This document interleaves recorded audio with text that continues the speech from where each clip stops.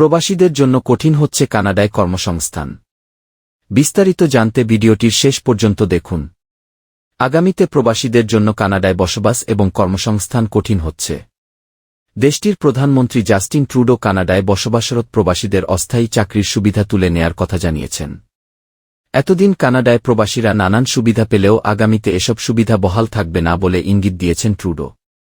বিশেষ করে নিম্ন মজুরিতে যেসব প্রবাসী দেশটিতে অস্থায়ী চাকরি করছেন তাদেরকে আগামীতে এ ধরনের কর্মসুযোগ দেয়া হবে না বলে ব্রিটিশ সংবাদমাধ্যম বিবিসির প্রতিবেদনে উঠে এসেছে। প্রতিবেদনে বলা হয়েছে, সোমবার ট্রুডো দেশটির সংসদে দেয়া এক বক্তব্যে বর্তমান কানাডিয়ান সরকারের এসব মনোভাব ব্যক্ত করেন। দেশটির ফেডারেল বিভাগের পরিসংখ্যানে হিসাব অনুযায়ী গত এক বছরে কানাডার জনসংখ্যা বেড়েছে 97%। বৃদ্ধি পাওয়া এ জনসংখ্যার সিংহভাগই অভিবাসী। অভিবাসীদের চাপে স্থানীয় কানাডিয়ানরা চাকরি পাচ্ছে না বলে অভিযোগ উঠেছে। গত 2 মাসে কানাডার বেকারত্বের হার বেড়ে প্রায় 6.5% দাঁড়িয়েছে। বর্তমানে দেশটিতে বেকার জনসংখ্যা বেড়ে হয়েছে 14 লাখ। এ ব্যাপারে দেশটির প্রধানমন্ত্রী ট্রুডো বলেন, কানাডিয়ানরা চাকরি পাচ্ছেন না এটি যেমনি মেনে নেওয়া যায় না, অন্যদিকে প্রবাসীদের অসহায়ত্ব কাজে লাগিয়ে তাদের অল্প বেতনে অস্থায়ী চাকরিতে বাধ্য করাও কোনোভাবে গ্রহণযোগ্য না।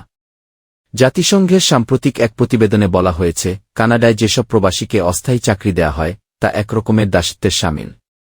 নিয়মানুযায়ী কানাডার এসব অস্থায়ী চাকরির পদে কানাডিয়ানদের না পাওয়া গেলে তখন বিদেশি কর্মীদের সুযোগ দেওয়ার কথা।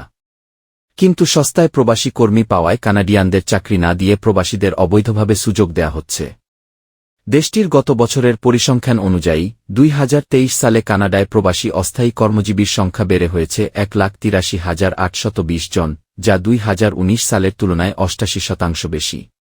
নিজেদের নাগরিকদের সুযোগ দিতে এবারই প্রথম প্রবাসী কর্মী ছাঁটাইয়ের মতো সিদ্ধান্ত নিচ্ছে কানাডা।